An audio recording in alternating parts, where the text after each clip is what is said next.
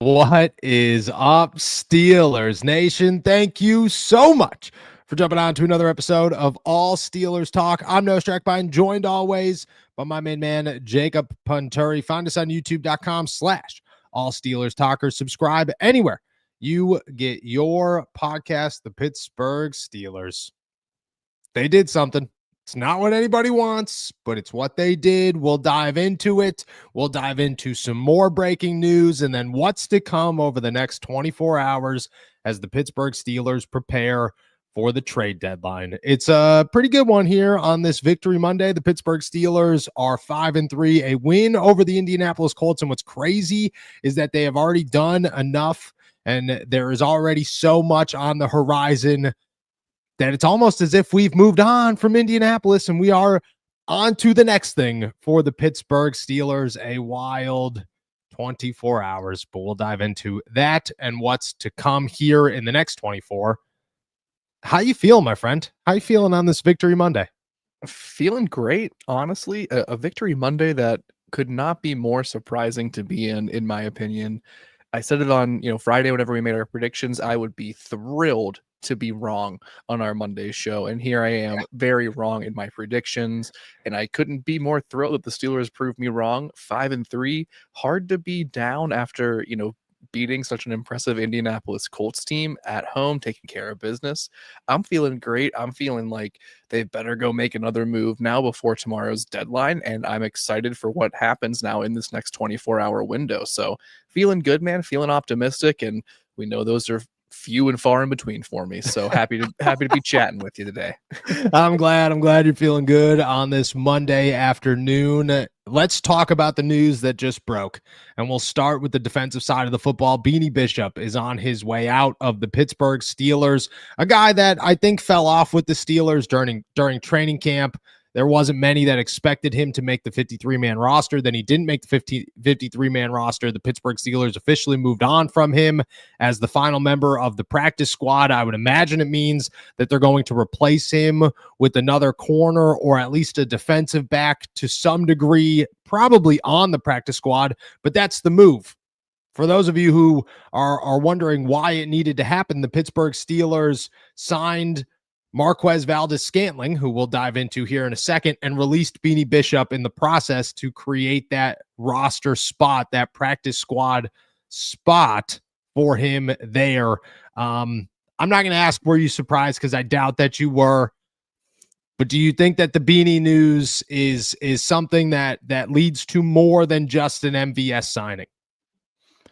I think it's the first domino in several that will fall.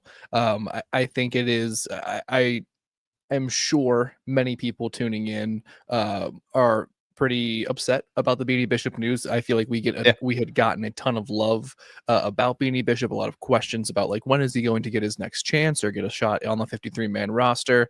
Well, we know the answer to that question is not anytime soon. Yes. And so I think it is the first of many dominoes to fall in which the Steelers are going to add more pieces. I foresee.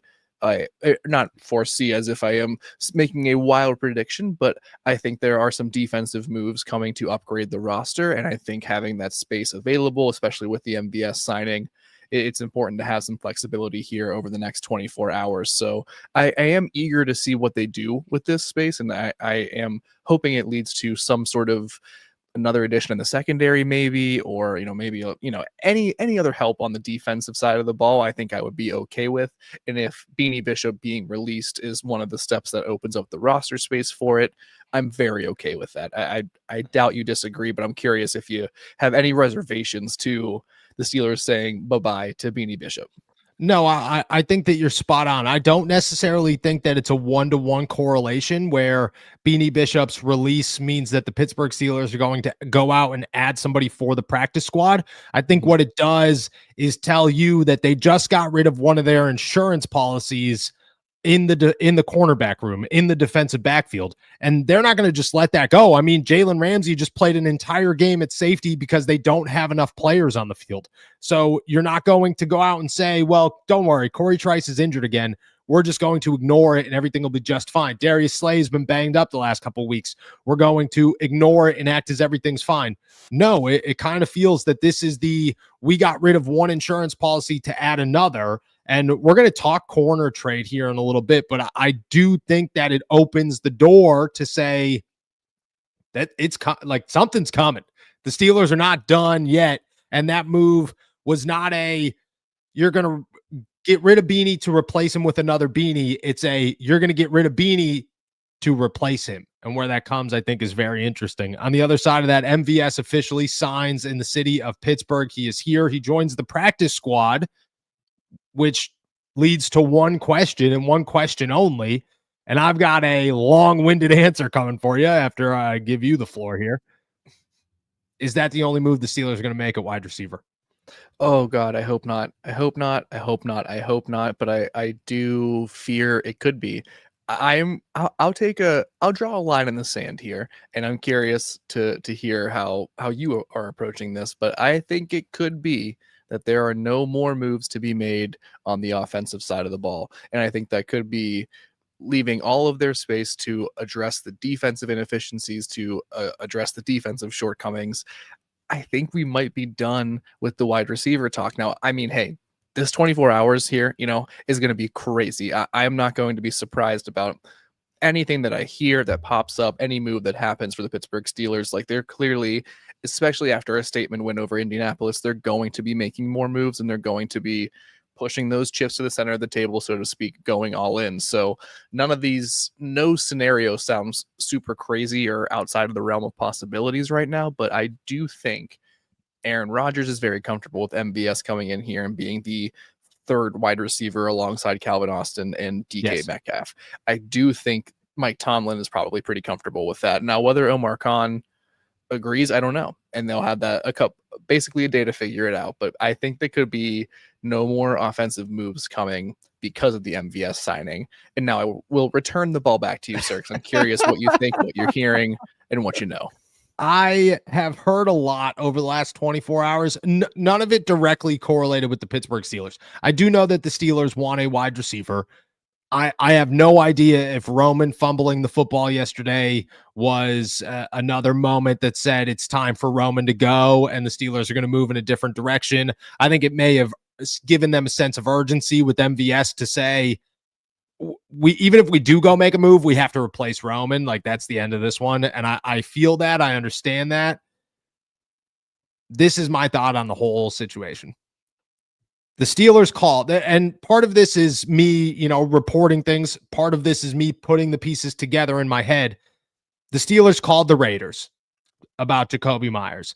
The asking price, from my understanding, was higher than a third-round pick, which is ridiculous. The Steelers called the New Orleans Saints. From my understanding, the asking price for Rashid Shaheed was the same as Chris Olave when they called them in the spring, which again is ridiculous. Calvin Ridley is supposedly off the table, and who knows if that'll actually change or not. But the Tennessee Titans are looking at this saying Cam Ward needs everything he possibly can because his head coach stinks. And I believe that. Jalen Waddle is available, is very much so available. And I do not anticipate him being traded. What I will say is this. My guess on where the Steelers go at wide receiver is no longer Jakobi Meyers. It is now Jalen Waddle. My prediction for if the Steelers do make a move at wide receiver, it's Jalen Waddle. And I say that because the Steelers are in the driver's seat once again. And it came at the perfect time. It came at a time where they beat the Indianapolis Colts, moved to 5-3, but the Baltimore Ravens are back and they clearly need some additions. And I think the only one that's going to make sense in the ballpark that everybody wants their players to be traded for is Jalen Waddle, where it's going to say a second-round pick for Rashid Shaheed, nonsense. For Jakobi Meyers, nonsense. For Jalen Waddle, maybe. Maybe we have that conversation. I'm with you where I think that there's a possibility the Steelers no longer go out and get a wide receiver just because they don't land one that feels comfortable to them, and MVS is the guy. But what I will also say is that if there is going to be a move, my guess is it is Waddle, because I think the Miami Dolphins are done and they are giving up, and they need to now make a decision on who their quarterback is going to be in the future, let alone their wide receiver. And the Steelers are going to be willing to spend big. And I think that's where the big came from. I also think that the Roman situation yesterday only gave them more of a sense of urgency. So again, this is connecting the dots plus a little bit of what I've heard. I think that yesterday put the Steelers in a position to say, let's go get Jalen and see if we can actually win a Super Bowl. It's just my prediction. But if they do add someone, my prediction is Jalen Waddle. I am great with that. I know you're great with that. I think everybody would be great with that. I have no pushback about the fit or the addition of Jalen Waddle being a huge thing for the Pittsburgh Steelers. Do you think, like, if the Steelers are going to use a second round draft pick, here's where I get a little bit caught up, or here's where I fumble sort of the path, and I need a little bit more guidance, so to speak. If you're going to use a second round pick to go get somebody, are you using it on the wide receiver too, or is there any other position that feels maybe equally worth addressing or it needs improving that you would rather spend that second round pick on? The answer could simply just be no. But yeah, I think it is no. I think it's no only because of the options that are out there. I don't know a corner, which would be my other trade. I don't know a corner that's available that I'm giving a second round pick for. Unless you have a name or somebody else has a name, I just look at it and say now there are other players, certainly. Quinnen, not Quincy, Quinnen Williams, I'd give a second round pick for. Jeffrey Simmons, I would give a second round pick for. I would have to have conversations about both of those names and see what other moves would happen in that ballpark. But I'd be very open to a absolutely wild scenario that led to Keanu Benton being traded for a corner while Quinnen Williams came in for a second. Like, if that's the Madden scenario that the Steelers want to create, totally fine with me. But I think corner-wise, which is the only other trade I see the Steelers making here, I don't know a corner that I would give up a second-round pick for. Now, I would give up I would give up a pick for a corner, which is going to be the second part of this. Do you think a corner trade's coming? Do you think Darius Slay getting hurt multiple times yesterday, Corey Trice going down with a knee injury, and now Beanie Bishop being gone is enough to say the door might be open for that addition? For sure. And the name that I keep coming back to, and if I feel like makes too much sense, not for a second round pick, just to be perfectly clear, but this would be a very late round pick, is Reek Woolen out of the Seattle Seahawks. I feel like there's going to be a move. There's going to be a cornerback move. I agree with you, Noah. I don't think there are a lot of available cornerbacks that are worth giving up anywhere near a second round pick for, or one of those early day 2 picks, let's call it that. I do think that there are players like Tariq Woolen who can be had for a very similar trade like the Steelers gave up to get Kyle Duggar from the New England Patriots. They could probably swing a very similar move to get Woolen out of Seattle. And I think that is, a move that is it's not going to make anyone too thrilled. It's not going to make everyone believe that it is a full solution, but it is going to give them another option. And I think that they, excuse me, are going to look in one of those, like the lower echelon of cornerbacks to add before tomorrow's deadline. So that's a name that I think is if I had to make a prediction, I think he's probably going to end up in Pittsburgh. Yeah, I feel the same way. He's the only guy that seems on the block. The Seattle Seahawks have gone so downhill that we're not even talking about it anymore. Like I forgot. I don't even know if the Seahawks are good or bad. They're just not relevant anymore. I think a corner is very much so in the eyes of the Steelers, and it makes perfect sense. You watched that game yesterday and you want to know the only bad part of the defense. the cornerback room. It was the only one where a couple of times you went, well, that was a little upsetting. That was a little upsetting. Darius Slay goes down with not one but two injuries. You're kind of feeling like that's not a good day for him. Corey Trice, like we said, with the knee injury, it's just not great. I think a Reek Woolen trade makes sense. Does he fit what the Steelers like? Does he come in here and play? Does he come in here and like? Do you see a world where Darius Slay gets pulled for an addition when it comes to a trade, or do you think that this whoever it is comes in here and sits on the bench? I think they start their tenure with the Steelers coming off of the bench. I don't think I don't think Darius Slay moves on. As much as we might want them to, as much as others might call for it, I would be shocked if the Steelers actually moved on from Darius Slay by tomorrow's deadline. So I think a player like Woolen, and also, but for the record, the Seahawks are leading the NFC West, which is so they might be shout good. out. Shout out. And they did beat the Steelers, right? So like, they did. They did. So they I think getting Tariq Woolen would be an eventual replacement for Darius Slay in terms of, week 13 and 14 and beyond. But I think he would come in here, come off the bench at first, and then Mike Tomlin and TA would be like, oh, yeah, he's better. So then we'll just go ahead and make this move. That makes sense.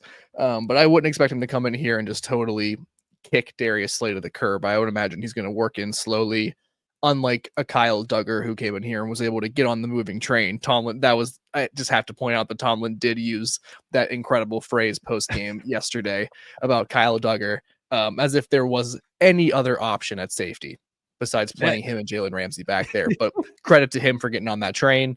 And I think Tariq Woolen could as well. I very much so agree. I think there's a possibility. And I don't think that anybody who comes in here starts over Brandon Eccles, who I think will eventually surpass Darius Slay, who I think slowly started to surpass Darius Slay in this one. And then because of injuries had to slow himself down and slow where they go. I feel that if a Rick Woolen comes in here, or I mean, I've heard who's Keontae Fulton, I think his first name is, out of Kansas City, who they just acquired last year, who hasn't played much. I've heard his name floated around out there. I don't know who it would be. What I do know is that I think that they'd come in here, sit the bench, play the Corey Trice role, and then Brandon Eccles would slowly surpass Darius Slay, and you'd start to have the questions of, is Darius Slay able to be corner 3?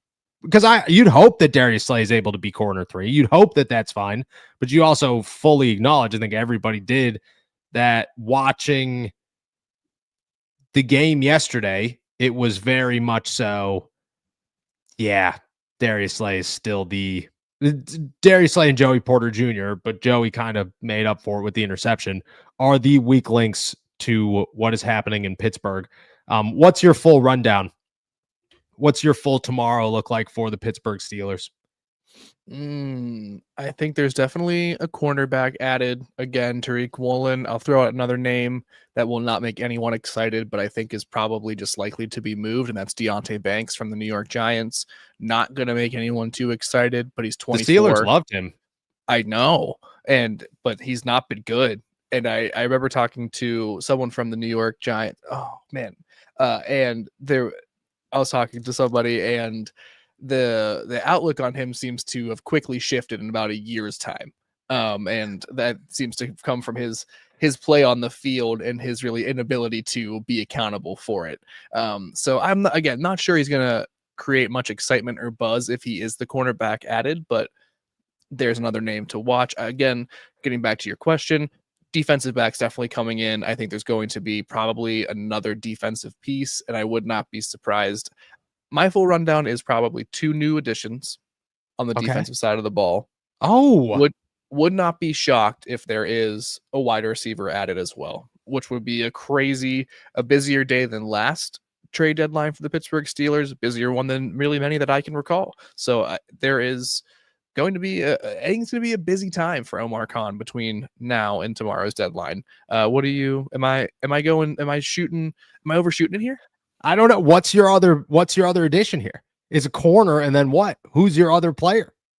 Or not even player, position? I Yeah, am both. Give going them to both. say linebacker. I think they're going to add a middle linebacker piece. Really? Yep, and surprise everybody after Peyton Wilson has the best game of his career, but they're going to add some depth. Why do you feel linebacker? I'm just curious.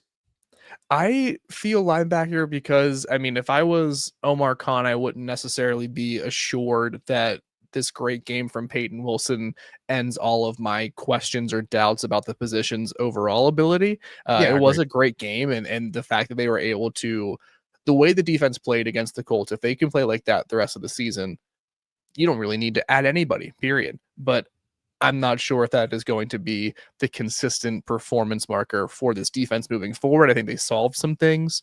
They also still have a lot of questions to answer. I think more depth is a good way to sort of give yourself the best chance of solving those remaining issues. So I think while it might not feel like an immediate need coming out of that victory yesterday, I Yeah. think that is the position that feels the most likely to progress in the coming weeks, and having some more depth would, I think, would be a really positive addition for that. Okay. Okay. Okay. I wouldn't be opposed to it. I don't think what Peyton Wilson did yesterday to me did anything but go, that was a good game by Peyton Wilson. Shout out to Peyton Wilson for coming through, but it was the easiest interception of all time. Danny Jones seeing ghosts. He came to Pittsburgh, saw ghosts immediately. And then his really solid play was the batted pass to Jack Sawyer. And I love it. You want to hear a funny story about Peyton Wilson? Just a little off script here. We were interviewing him, and I'm staring in the back, and I'm going, this guy's getting drug tested. He's getting drug tested immediately after the game. This guy's getting drug tested. The guy has the best game of his career, and the NFL was like, right now, go put that letter in his locker immediately. What I would not be opposed to a linebacker. I think I'd be surprised by a linebacker, but I like where your brain is, and I kind of hope it does happen. My rundown is I'll give you two that I anticipate, one that I think is a possibility. I think a corner happens. I think the Steelers add a corner. I'd be surprised if they didn't. I don't know who's out there. I think the names and the limited names make things confusing, but the Steelers understand that they're very thin at the position and they need to add there. I also think that they understand that they are struggling and they need to improve. Two, I think a wide receiver comes. I'm telling you, the Steelers have been all splash all season long. They have been, every time we think the Steelers are getting boring, they're not. And if Omar Khan's got one more, screw it, let's see what happens. Then I could be about it. And then third, I think there's a possibility Darius Slay gets traded. I think that possibility is alive. I'm not going to say that one I'm guessing or I'm predicting is going to happen. I'm saying that it is like it's a possibility. I would not be stunned if it happens for a low end pick or something, just to make room for however they got to go about it. But I do think that the Darius Slay experiment has been such a poor one that they won't get rid of a Beanie Bit or a Roman Wilson. They won't trade a Roman Wilson. They'll trade a Darius Slay to make space for whoever. And I think somebody's going to want him. I don't know who it is, but I was reminded of this the other day. Emmanuel Forbes. Remember that name? Defensive back? No. Yep. Guy who got drafted by the Washington Commanders. Who I'm with you. Yeah. Who's terrible. Absolutely terrible. He was picked up in 24 hours when he was released. Guys with reputations get traction from other teams. There's always somebody that thinks, yeah, he's going to fill what we need. And I think that that's a possibility. Those are my three. I think that it's a corner. That's the one I feel most confident in, a wide receiver. And then I think there's potential Darius Slay gets moved. Listen, if they want to move on from Darius Slay, don't let the door hit you. is how I would view that. But so I'm with you. I'm with you, and I'm about it, and I am fully behind this rundown you're proposing. If the Steelers would like to follow that as well, I mean, needless to say, seems like we're both expecting a busy, 24 hours for the Steelers, and Yes. I think that's what we all kind of want, right? Like, there's no reason for them to be silent and at rest over this period. Like, they need to add, they need to bring more talent in, they need to really go for it. However you think you're doing it, we might not love the moves tomorrow when we come back on, but if they are adding to the roster, I think they're doing something right for the most part. Yes, I very much so agree. I think this is the time to say you are 5-3. Go make a move to keep yourself in the contention. You climbed back in. It took one game. I said it on my walkover yesterday. Beating the Colts makes everybody forget what happened the last 2 weeks. Okay, step one's done. Step two, use that as motivation to continue to climb and create a Super Bowl winning team, which, you could agree or disagree that they are. I think everybody's got varying opinions on it. The Pittsburgh Steelers are at 5-3 and must act as if that's the case. Because if you told TJ Watt, Aaron Rodgers, Mike Tomlin, Cam Hayward, and Omar Khan, hey guys, I think you should just tank because I get it, good record, but you're not that good, you wouldn't make it out of the room. You wouldn't make it out of the room alive. So you have to operate as if it's going to happen, and you have to fight that way. All right. That's everything on our agenda. We're going to take a quick break. On the other side of it, we're going to start answering all your questions. We'll be right back. Pittsburgh, this one's for you.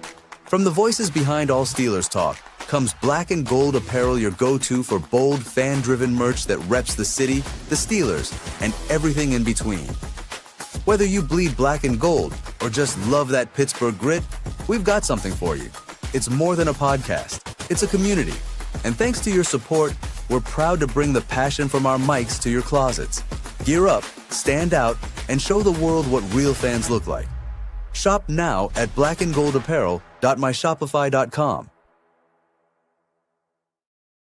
All righty. Shout out to our members. Shout out to our super chatters. Before we get going here, hit that like and subscribe button. Can't thank you guys enough as we get it moving. Let's start with Thomas. Is Jalen Hyatt an option out of, I want to say, New York? He's got to still be in New York. He's still on his rookie contract. He may be. I don't know if Jalen Hyatt is a name that gets me any more excited than MVS does.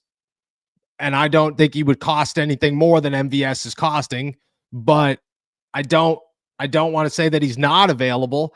And it's not as if he's doing enough in New York to sit here and say, oh, I don't think they'd ever trade him. But again, I don't think he gets me any more excited than MVS. Maybe less. Yeah, no, he does nothing for me. And I'm pulling up his stats from this season. Not 3 receptions, 17 yards. So I agree that, listen, the New York Giants are sort of this pit of despair right now, right? So, like, take some production, some statistics with a grain of salt. The evaluation of the player is probably not defined by the New York Giants season, to be quite honest. Yep. So, it might not be that Jalen Hyatt is a bad wide receiver completely. He's not a difference-making wide receiver. If they had him on their practice squad, I'd be excited about that because he's 24, he's young, he's got some talent. They don't need him on the 53-man roster right now unless they had, a serious run of injuries on the bottom of the depth chart. So I like the options. You got to dig deep to probably find that right wide receiver too, or maybe be a little creative outside of the box here. But I don't know if Jalen Hyatt is the answer. No. Some are saying he got traded to Denver. Maybe he did get traded to Denver. Still not a move that 17 yards doesn't do it for me. Duffy Buckets, our 3rd round and 4th round pick for Waddle or Dallas's 3rd straight up. My understanding is that the Miami Dolphins want a 1st round pick and more for Jalen Waddle. Do I anticipate them getting it? No. But I do think it's easier to go from a 1st round pick to a 2nd round pick and change than I think it's a 3rd round pick to a 6th round pick, which is where I see the gap of a Jacoby Myers and a Rashid Shaheed. Like, for those guys, I say you're asking for a 3rd, maybe even a 2nd, but his value is a 6th. That's a long way to fall. Jalen, you're asking for a first. A second is it's not that big of a drop off. And I think you could make that ground up. So to me, that's why a second round pick for Jalen Waddle is realistic and something that I could see happening. Yeah, I think at this point it is the deadline. There is not a lot of leverage to get that player that you desperately need if you're the Pittsburgh Steelers. So yeah, maybe I don't know, maybe a month or two ago I would have been like, hey, let's pump the brakes on a second round pick for Jalen Waddle. But I think at this point he just solves a lot of questions. He solves a lot of issues for the Pittsburgh Steelers. He really does put them over the top if that's the player they were to bring in. I think that's worth a second round pick in my book. I think that the value for that is very fair for Pittsburgh's side. I just want it to happen so that you dress up as a penguin. I'd be so thrilled. ND Joe, happy Victory Monday, AST. In addition to the wide receiver and cornerback that we need, I'm still certain we need someone for depth reasons at guard and or offensive tackle. Simalu could re-aggravate his injury, and Jones is, well, Jones. I will say Broderick Jones did not play well yesterday. If you, I don't know if you did, I caught a tweet that just showed every pass play by the Steelers yesterday. Yeah, it did not look good whatsoever. I would not be opposed to this because if Isaac is going to miss time, which I don't know if he's going to, but you got to think at some point we're getting close to that happening. Spencer's going to be the guy that starts, but Spencer's also your jumbo tackle, your backup tackle. Like, I think you gotta consider some young piece that some team has that they're just willing to part ways with for no reason whatsoever. You're not going out to get a starter, and I have no idea who the options are, but it's like a trade with like the Arizona Cardinals for their backup guard that you're going, I have no idea who that is. And then he turns out to be like Nate Herbig. You know what I mean? Somebody that you don't see coming that can actually provide quality depth. Yeah, I get it. I get the concern. I know that they've been linked to Jackson Powers Johnson Jackson. Yeah. Vegas. That would be a splash. That'd be a splash. That'd be a splash trade. And then, there's your answer for depth along the interior of the offensive line. He could play any, left guard, center, or right guard. Broderick had a tough game. There's no doubt about it. I don't think that there are a lot of options to improve the offensive tackle position. No. You gotta just let the guy figure it out. Again, is it the most ideal situation? No, we're in a very similar situation that the Steelers have been in for a couple of seasons at the left tackle position. That being said, Troy Fautanu on the other side is being unreal. He is legit. He is legitimate as legitimate a second year tackle in the NFL can be. The line looks for the most part solid. I think Isaac Siamalu had a great game, barring aggravating the pec issue. I think he has looked pretty solid when he's not coming off the field with an injury. So I think if that is if they have everything going, I think the offensive line can hold up enough. I don't think that should be a priority over the next 24 hours. But every piece of depth is helpful at this point. Agreed. I don't think it should be a priority, but like they traded for, I don't know if everybody remembers Jesse Davis. No, not Jesse Davis. The guy from Minnesota, maybe he was in Miami at the time, couldn't tell you, did nothing, but came in here for a conditional 7th round pick right at the deadline. Boom, 4 o'clock, 3:59.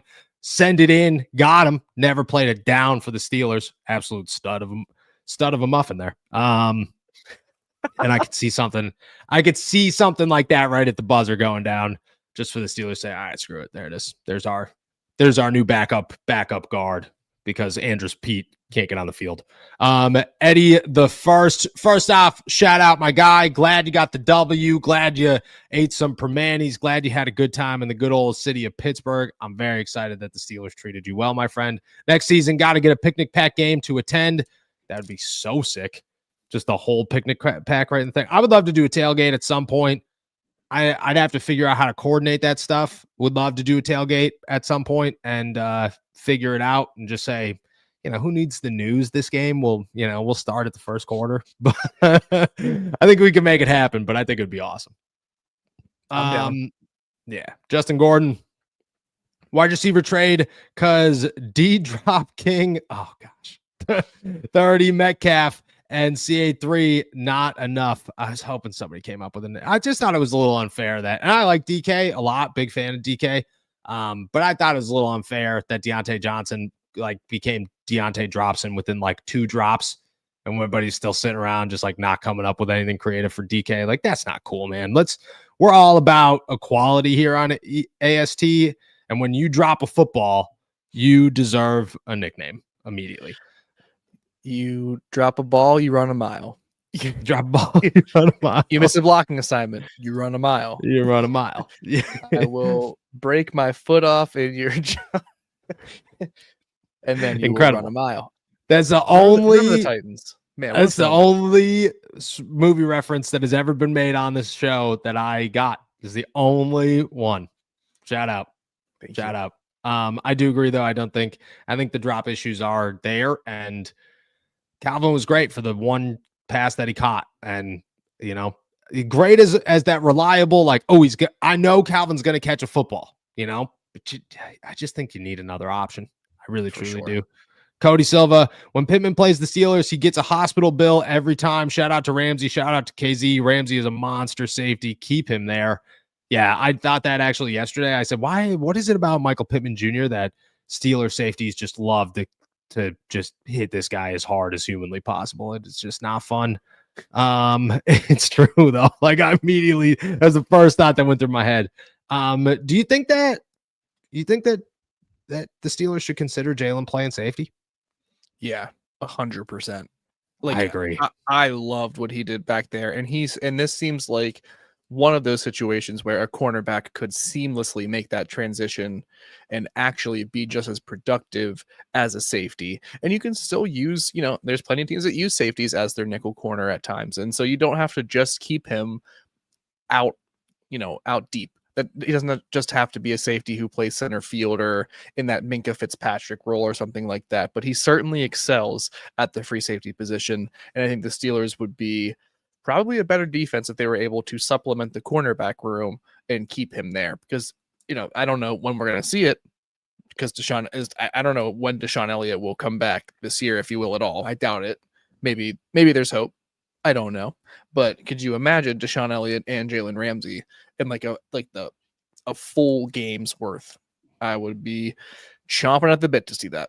Yeah, me too. And it just doesn't look good. Like right now, Juan Thornhill didn't get a snap yesterday, and that's a clear indication that the Steelers are ready to move on. Chuck Clark is dealing with the sickness, and he is not a guy that you want out there. And Jabril Peppers has a quad injury that we don't know how serious it is, but you got to imagine it's kind of serious. They don't have options. It's Kyle Duggar and Jalen Ramsey. I thought that everything was simplified yesterday. I thought it worked better for the Steelers. There weren't as many communication issues. Like you gave up some passes, but that's okay. You can give up. Nobody should be perfect. If you give up some passes to Alec Pierce, you gave up some passes to Alec Pierce. Oh man, tough day. But it wasn't the one thing happened, the next thing happened, the next thing happened, the next thing happened, the next thing. It was like, no, you got to just simplify it. And again, I agree with you. I think it works. And I don't think the Steelers have the space to maneuver if they go back to the old way. But I kind of expect them to. Soapy Nugget, if Aaron comes back for another year, do we still take a quarterback round 1 or get a developmental guy in a later round? I think that's still to be decided where we sit today. I think the quarterback class is not going to shape itself out until about 4 days before the NFL draft. In those 4 days, we will learn if there's a guy or not a guy. But I mean, at least where I sit here today, like Aaron comes back. If Aaron comes back, you don't go quarterback in the first round. If Aaron doesn't come back, I still am not convinced that you don't go quarterback in the first round. And the Steelers are trying, but they also sent Andy Weidel to Ohio State, Penn State on Saturday, and it wasn't to go scout the backup to Drew Aller. I promise you that. It was to say, Ohio State's got 11 first-round guys here. We should see who's here. And I think that, you know, maybe that's a signal that they're starting to round this scouting process out. I just think whatever it is, drafting a quarterback next year is not determined by whether or not Aaron Rodgers returns. It needs to be determined strictly by the actual potential of this class, the skill set that you see in front of you. The quarterback class has progressively gotten a worse and worse evaluation by scouts as the NCAA season has progressed. So I would venture to say right now, there's no reason to draft a quarterback in the first round, period, unless you are in a top 5 Yes. pick. And that is the number one thing you need to jumpstart your franchise's next chapter. The Steelers, they could, who knows where they're at come the end of the regular season, but if they're going to be a team that is still looking for playoff entrances and looking to win in the playoffs, I don't know if just taking a quarterback at pick number 20 just because you don't have a long-term option is the best way to move forward. I would just I'd rather see them take someone in the 3rd round, in the 4th round, whatever, on and on and on, and then just let them develop, let Will Howard keep developing while they figure it out, rather than try to really reach and get some guy who might just be another Kenny Pickett. Why do that? Why would you? It was a good victory Monday. It was a good victory Monday. just made 30 people throw up in the chat. I don't disagree. I think that's a good way to put it. Is you can't pick the next. We just need a quarterback. You have to pick a 1st round quarterback. And right now, they're just not there. They're just not there. Starboy, happy with the defense last game, but still not sold. I very much so agree. I think the Steelers right now are 5-3, and they need to operate as if they're 5-3, and they need to make moves as if they're contenders. But they could care less about my, conviction on their success. But they still got to prove something to me, because I'm not sitting here saying the Steelers are Super Bowl bound. I'm not coming in here hot saying this is it. This is the beginning of the Pittsburgh Steelers run. I'm saying it was a good win against the Indianapolis Colts. And I'm not blaming it on the Colts. I'm not saying Danny Jones stinks now. No, you shut down Jonathan Taylor. You played well against Daniel Jones. The offense did what it needed to do. And you had guys working and clicking, and your running game stunk, and you still were able to operate. And I think that's successful. So still got to convince me, but I will take it for face value and say quality win for the Pittsburgh Steelers. Quality win. I don't know. I'm looking this up right now as I talk this out, but I remember one of my bold predictions was that the Steelers would outrush the Colts. And you did make that bold prediction. Did that happen? I don't think it did, but I mean, Jonathan Taylor only had 45 rushing yards, so that's why I think Jalen show me the goods. Team stats. 26. Yeah, he had 31. He averaged 1.9 yards per rush. Yeah, the 38. Oh gosh, the Steelers offense for a win. If I was just to tell you, not tell you the final score, but I'm going to tell you what this offense did. 4 of 12 on 3rd downs. Total passing yards 187. Total rushing yards 38. And they were 3 of 6 in the red zone. Do you think this team wins that game 27-20? 27. That's the most. That's like crazy. You could win that game 10-3.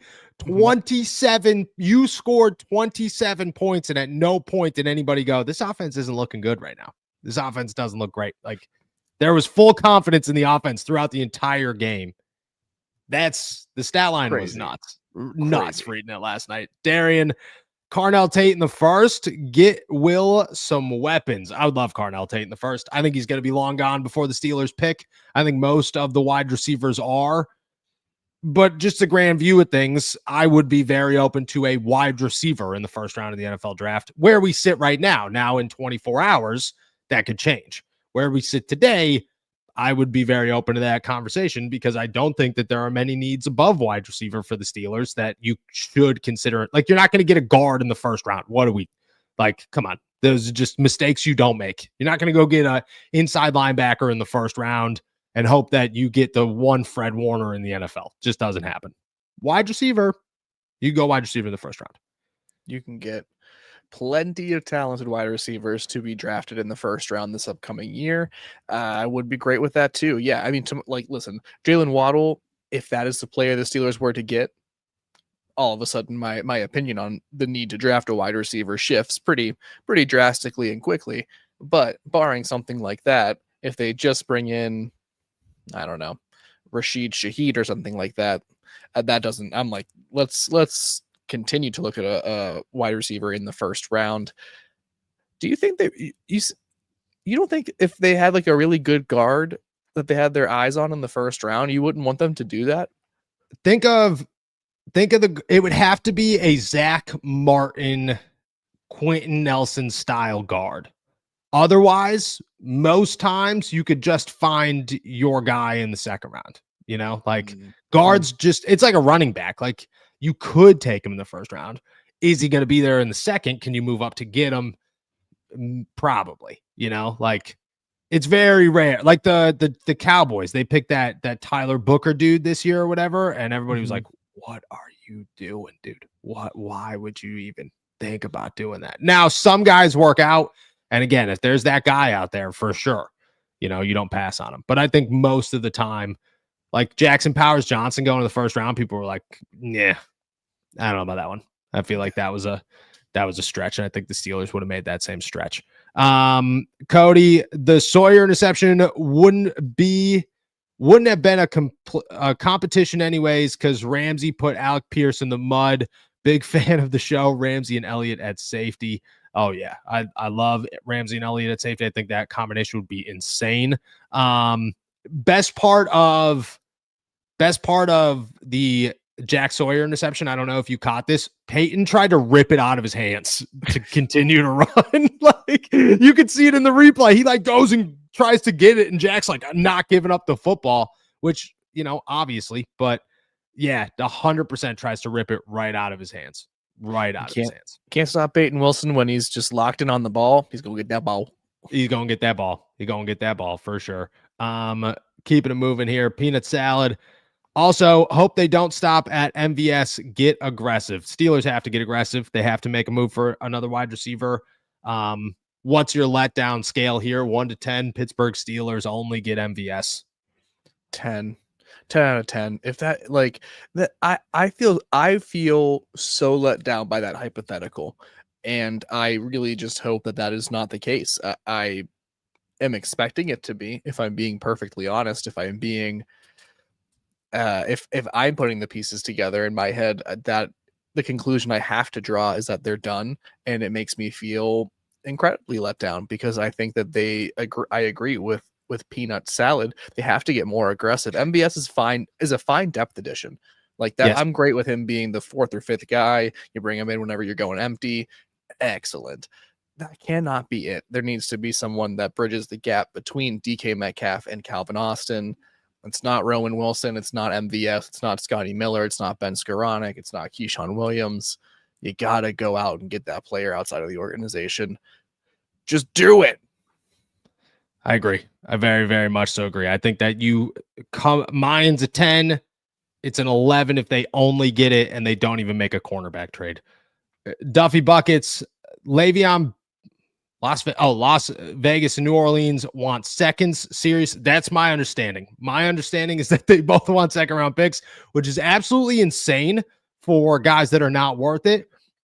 I think the Rashid Shaheed market is higher than we anticipated. I also think that it's probably like a couple of teams, and by a couple, maybe like 3 or 4 teams that are calling, and now they're trying to make it seem bigger. They're always playing. There's always a game. There's always a game, and you just gotta follow the game. The little nuggets, they take you where you need to be every time. And I think that there's some smoke about how hot this market is, but I think it's raising the price. Potato salad, good game, but first TD, we allowed duo concept on a quarterback sneak. We can't stop a quarterback sneak on 4th and goal on our own goal line against Jumbo. There's no argument. There's no comment to make. Watching Keanu Benton and Derek Harmon run off the field for Peyton Wilson and I want to say it was Brandon Eccles. Maybe. I couldn't tell you. And go, dude, is nobody aware that it's 4th and 1? Does nobody have any idea that it's 4th and 1 from the goal line? And you're putting You took your defensive line out? Why? Like, what was the thought here? Oh, they might pitch it. You got to get to the outside here. That one was absolutely not. They made good adjustments after that. That moment was absolutely wild to me to watch them run off the field as that happened. I think something that it just presents is like there is something, even when they go with their bigger personnel on the defensive line, it just kind of feels like they're small. I don't know if you get that sense sometimes, but like, like Keanu Benton, like has played great, and I think has responded well to some fairly earned criticism. But like, whenever he does get beat, it's mostly because he gets out muscled, or it's because his size is not enough going against an interior lineman, or you don't get the pushback across the defensive line of scrimmage like you would expect, or you don't have someone like a YA Black out there in these close yarded situations to help get that push. And I feel like there are so many times in throughout a game where you're looking at the defensive front seven, and you're like, man, they just kind of look like they're about to get pushed around. Now, it doesn't happen all the time, but it is just like sort of the appearance it gives off. And in those crucial short yardage situations, I think it can backfire on you. A lot of the times it helps. Sometimes it can backfire. That's a good. We needed that. And again, you want to know the best way to boost that, to help that? Just giving a quick hot take here. Quinnen Williams. Just, you want to help that situation? Go get Quinnen Williams. Just saying, Cody Silva, Ramsey, and Elliott equal Troy and Ryan Clark. I do think that Ramsey and Elliott would be fantastic, and I'm 100% pro make Jalen Ramsey and Deshaun Elliott your safeties next year, and don't even worry about it unless you could somehow get Jacob Downs. I think it's Jacob Downs, the dude from Ohio State. Oh, yeah, I always get his name wrong. Yeah. Unless you could get him, I am very much so pro. Go make that happen.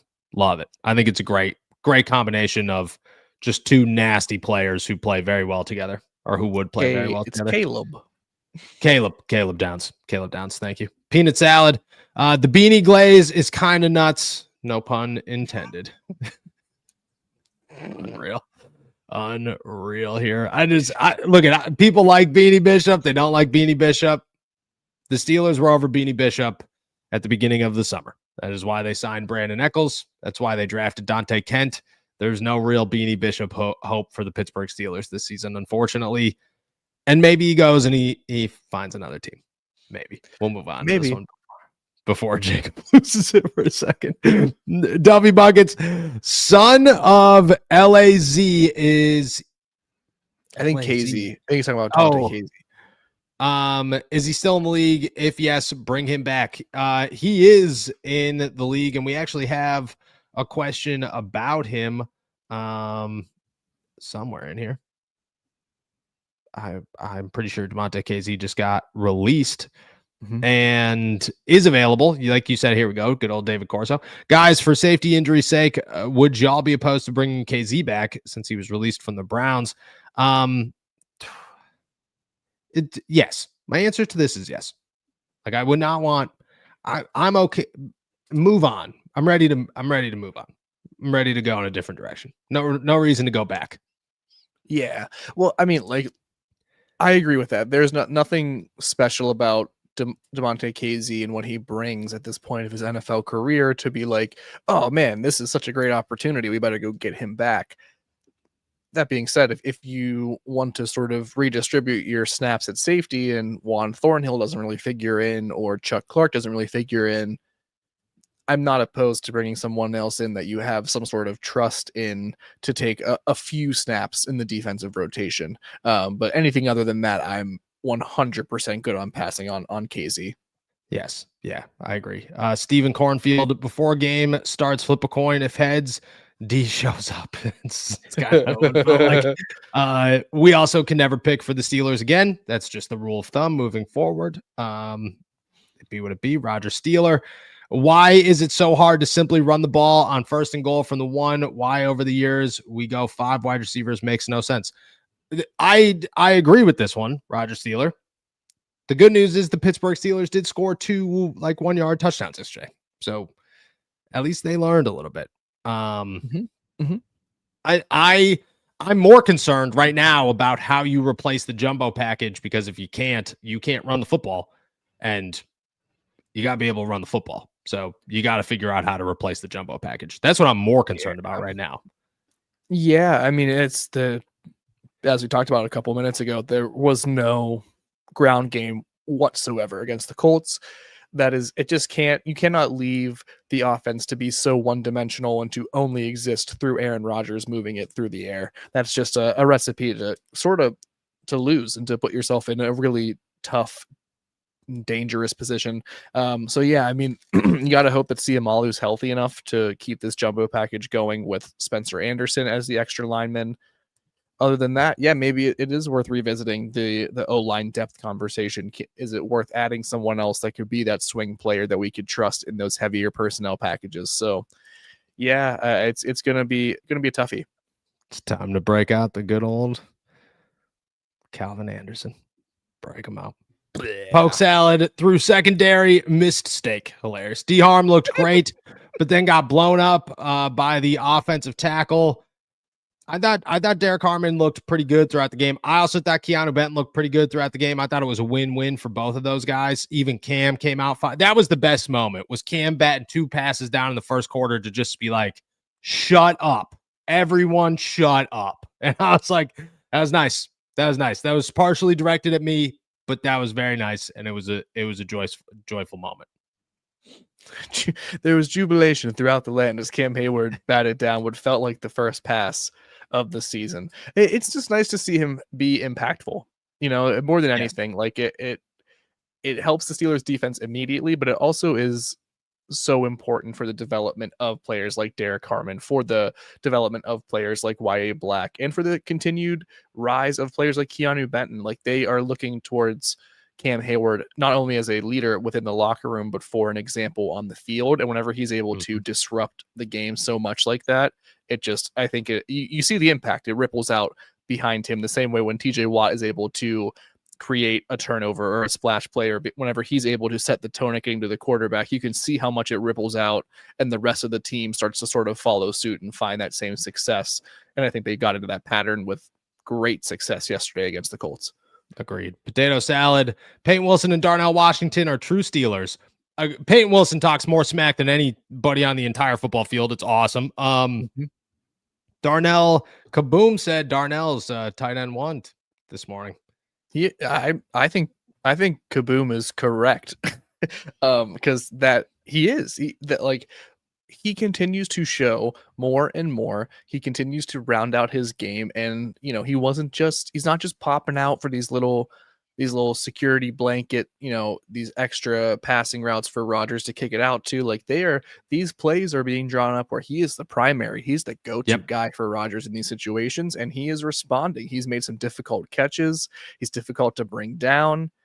I'm great with that. Jonnu Smith continues to sort of be involved, but I would describe as rather unimpressive in his role with the team. And Pat Freiermuth is, clawing his way back, fighting for every rep. But yeah, I think I agree with Kaboomster here. I think Darnell Washington is absolutely the number 1 tight end option in Pittsburgh right now. I agree. I think he's out there. He's the best blocker that they have. They utilize him.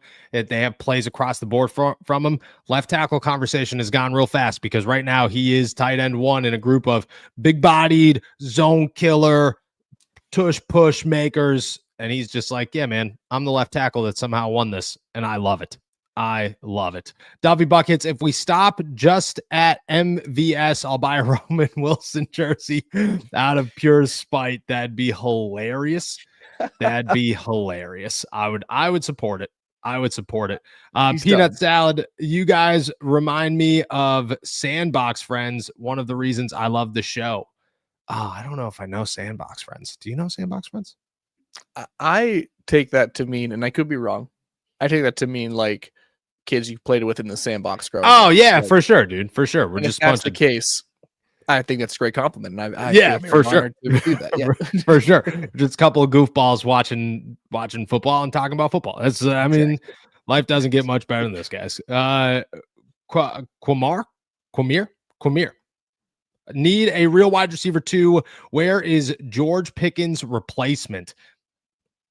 I personally think that's where they're at. Like I'm past the whole Calvin Austin's wide receiver 2 thing. And I think Calvin Austin's great. I like Calvin Austin for what he is, but I think you need an actual wide receiver 2. It's not you need a compliment. You need a wide receiver. You need an actual wide receiver 2. Yeah, it just feels like even when Calvin Austin, he had a great game, I would say, against the Colts as well. There is just such a gap between him and DK Metcalf still. Yes. You need that number 2 wide receiver because, again, whenever DK Metcalf comes under scrutiny or if he is a player that is taken away by the defensive game planning, you need someone else that imposes somewhat of a similar level of fear and production into the defense. And while Calvin Austin is exciting and talented, he does not do that, and he won't do that. No. So you need that player. You need that Jalen Waddle. You need that Jacoby Myers, that level of player to bridge that gap. And so, a George Pickens replacement, I think, is a very accurate way of putting it. Agreed. Potato salad. Darnell at X running a slant had me drooling, man. Yeah, and it had some undersized safety crying in his head, just going like this. It sucks, dude. I hate this. Why? Who did this to me? Who did this to me? Nate needs more salad. How tall is Darnell Washington? I think he's listed at 6'7". There's no chance he's not 6'9".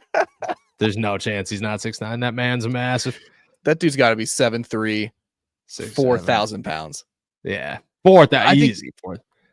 Easy. If he's listed as 6'7", like he's legit not. He's definitely 6'8" or 6'9". You walk past him, or he walks past you, and you're like, oh my gosh, like bro, he turns around and you just go, darn it, oh, that's his butt right in my face. Yeah, right, exactly. Yeah, you're like, I'm up to this man's hip. I feel like a dog where I'm like, just not even close.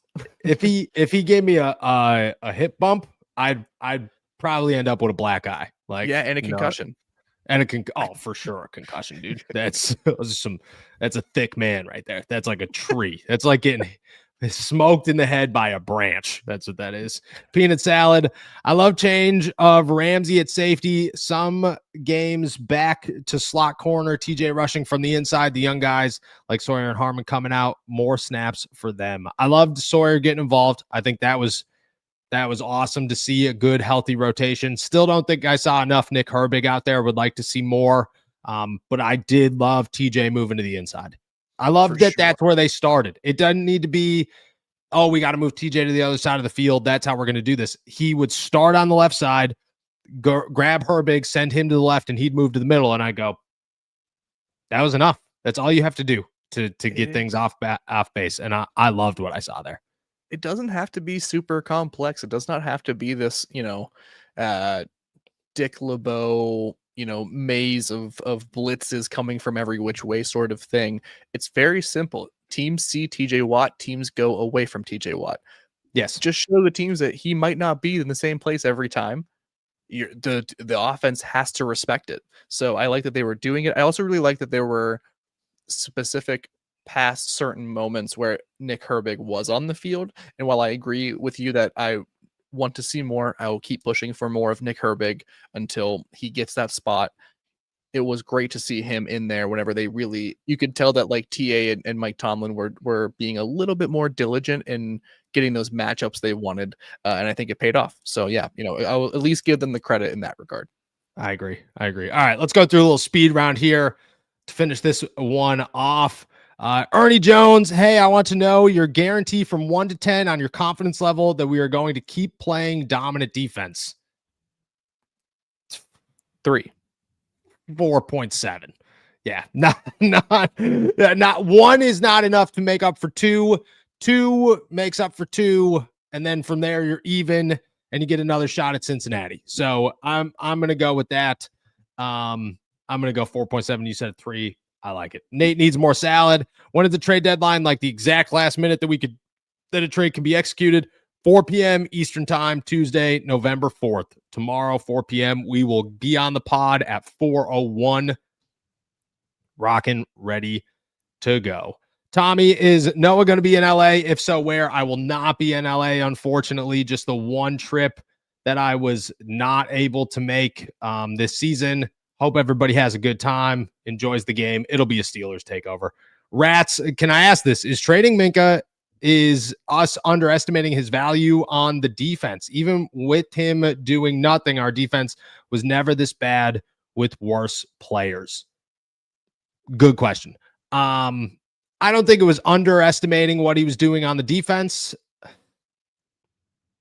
I think Juan Thornhill and Chuck Clark are like significantly worse than DeMonte KZ and Deshaun Elliott. Like, I think that's what it came down to. I also think TJ is playing significantly worse overall than he's played at the beginning of a season the last 10 years, which doesn't help. And I think until this game, like, you haven't had quality cornerback play or really anything across the board. So I don't think it's all Minkah. Do I think Minkah helps this defense? Certainly. Yeah, I mean, listen, they'd be greatly suited having some more safety help, right? As we talked about during today's episode, for sure. I think that they didn't undervalue him. I think he showed that his play was declining, and I think the Steelers needed to make a pretty drastic change to get better results on defense. That hasn't happened yet, but yes. I certainly respected that they wanted to make a change and tried in an aggressive fashion to correct it. So, there's that. Ernie Jones. Oh, hey, while I was waiting for the show to start, I watched All Steelers Talk by Chad Sports. All right, we got to correct this one first off. Shout out to Jack Sperry, man. He does one hell of a show over there. The guy kicks butt. I check it out as much as I can to study and try to learn from it, as I do all the Steelers podcasts. They're just Steelers talk. We're all Steelers talk. Jack does a day, like a weekly during the game live stream. That all respect to that, because that sounds like 4 hours of standing and talking to yourself, which is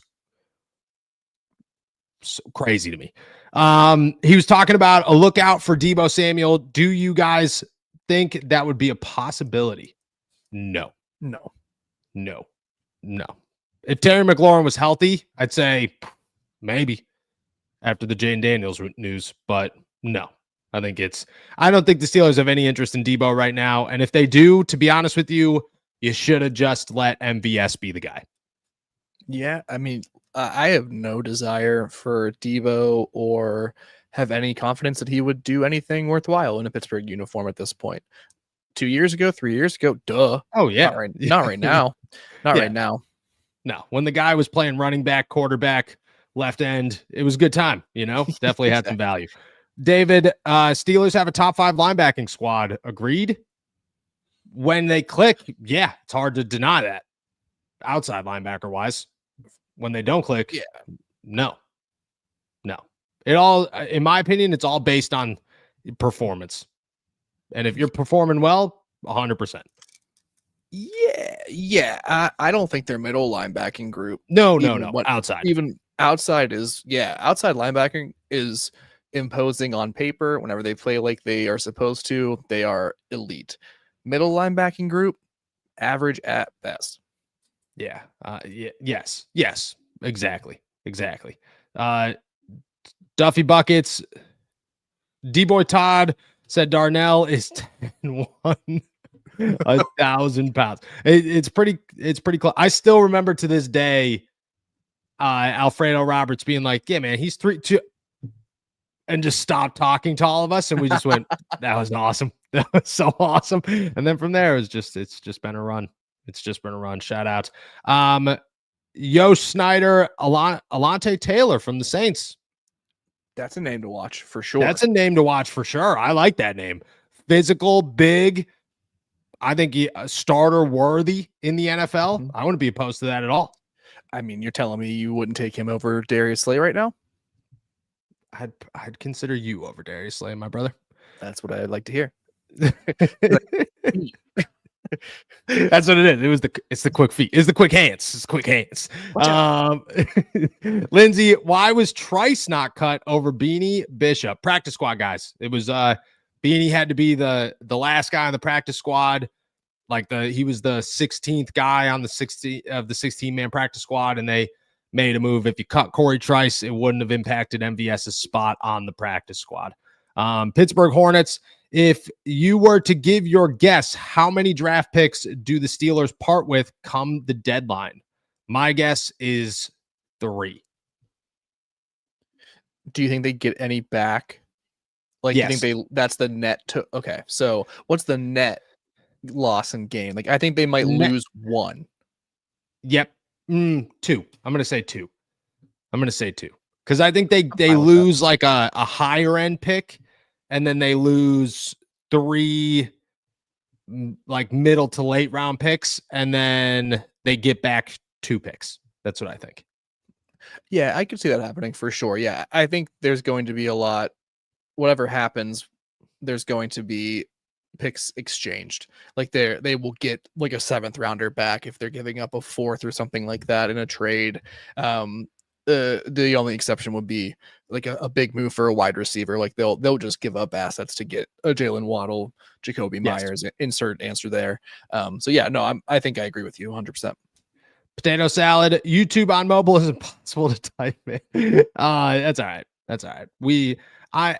In my second life, I was an interpreter for YouTube, or will be an interpreter for YouTube live chats. So, this ever goes down, we at least have a backup job, which is great. Mikey Brown, with Highsmith's recent splash on defense, are you trading him and a second for Waddle? No, I will tell you this: the Steelers wouldn't even consider trading Alex Highsmith after yesterday. Wouldn't even consider it. And they shouldn't. They should not consider giving up key assets. This is not me personally suggesting this. This is how they should operate as a team with a 5-3 record. You should not be looking to give away assets at this point in the season. You should only be looking to add guys that bring you quality. You could give up non-quality, but you should not be giving up quality players. Yes. Yep. And now if they had dropped to 4-4 against the Indianapolis Colts, I would have been like, you need to get this retooling, this rebuild going. There's your asset to move. But now, no. They're a team on the hunt. You got to keep your best players when you're a team on the hunt. Yes. Potato salad. When you donate, it does predictions that are bad. That's hilarious. I've never super chatted on YouTube, so that's hilarious. I might actually have to do that. We might just have to host a live stream for me to just super chat on to myself. See if it works. See if it works. That'd be awesome. Duffy Bucket, speaking of Nate Herbig, why was there a reason we didn't re-sign him? He was still injured. The Steelers decided to move in a different direction. They brought him back for a tryout after he retired. I don't think he's done anything since. I think right now he's on the outside. Although if he was healthy, I'd give him a call and say, why not? You know what I mean? Be a nice why not? Piece. Yeah. Be a nice piece. Wow, dude. Hit Hornets, Cam versus 4 Boswells in a fight. Winner. If this is. Oh, sorry. Missed this one. Apologize. Coming through, trying to do quick and easy here. Cam versus 4 Boswells in a fight. Who wins? Bos. 4 Boswells, dude? 4 Boswells, all feet. That's 8 feet getting kicked at you. You know what I mean? Size 7 shoes. Little tiny feet. Little tiny baby feet. That's a real thing. He's got size 7 shoes, dude. Chris Boswell does? He has the greatest to jam. kicker in team history has a size 7 shoe? I don't know if it's size 7 now, it might be size 8, but I gotta ask him. He started he'll tell you, he started as a size 11 or something, but he jams his feet into such tight cleats to kick the football. So there's no space between his feet and the thing that he can't keep them on the sideline. As soon as he's off the field, he takes them off, and it's shrunk his feet over the years. I'm dead serious. I'm dead serious. His feet have shrunk. It's like a ballet dancer's feet getting warped over time because of their ballet shoes. This man's on point kicking field goals. That's what he's doing. That's what he's doing. So those are little tiny baby feet kicking Cam. Maybe. But I mean, I tell you, it comes in quick. It comes in quick. I think four Boswells would be tough. I think there's a possibility Cam snaps 2 of them in half right off the jump. And then it's 2-on-1, and then I think it gets dangerous. Then I think it gets real dangerous here. All right. Enigma After Dark, Noah and Jacob. Steelers will add MVS and OBJ after a suspension. That would be the worst. That would be the worst. That'd be the worst. It'd be the absolute worst. That would be terrible. And I would be so mad. I'd be sad. I'd be sad at that outcome. Is Rashid Shaheed / Chris Olave out of the discussion? Yes, I think Chris Olave is right now. From my understanding, he is a guy that the Saints want to sign instead of trade, and then Rashid Shaheed is worth like $1 billion right now, which is way too much money. Way too much money. Eddie the First, do you know anything about Rashid Wisdom? I think he's from Tampa. Dude was an absolute beast at UTSA at safety. He'd fit the defense perfectly. I don't actually, but I will, because you've given me some guys over the years here. Rashad Wisdom, which is a fantastic name. Yeah, shout out to that guy, and I will check him out. Let's finish it off with a good old Bryson Wallace. Did KJ earn more reps after some good runs while he was struggling? He's not really, but I think he is earning more and more trust, which is going to go a long way in him, not getting cut next year. So Yeah. I don't, I don't think he's an answer this year. I think he should still get some touches similar to what he got against the Colts in the week prior. Maybe 1 or 2 more, maybe 3 more, if you need an actual sort of change of pace. But I think he's just still earning back that trust and showing that he can be an NFL player in some capacity. So I think that needs to happen first before he starts to enter the conversation of possibly taking away more snaps from Jaylen Warren or even Kenny Gainwell. So if you feel differently, open to hearing about it. But no, I think he's slowly going to build. They're slowly going to build that trust, but I don't think at any point he becomes like a guy that takes over. I think they just want to slowly work him back in to say, yeah, we're not giving up on you, kid. We still trust you, and you're going to slowly get that trust back. And I think he took a step forward again yesterday, which I think is good. All right, guys, with that said, we're heading out of here. Thank you so much for jumping on to another episode of All Steelers Talk. Make sure to subscribe to us on YouTube, youtube.com/All Steelers Talk. Check us out anywhere you get your podcasts. And as always, find all our work at si.com/NFL/Steelers. Before we head out of here, hit that like button. It does wonders in terms of benefiting the channel and us, and we can't thank you enough for that. And with that said, enjoy another beautiful Victory Monday in the Berg.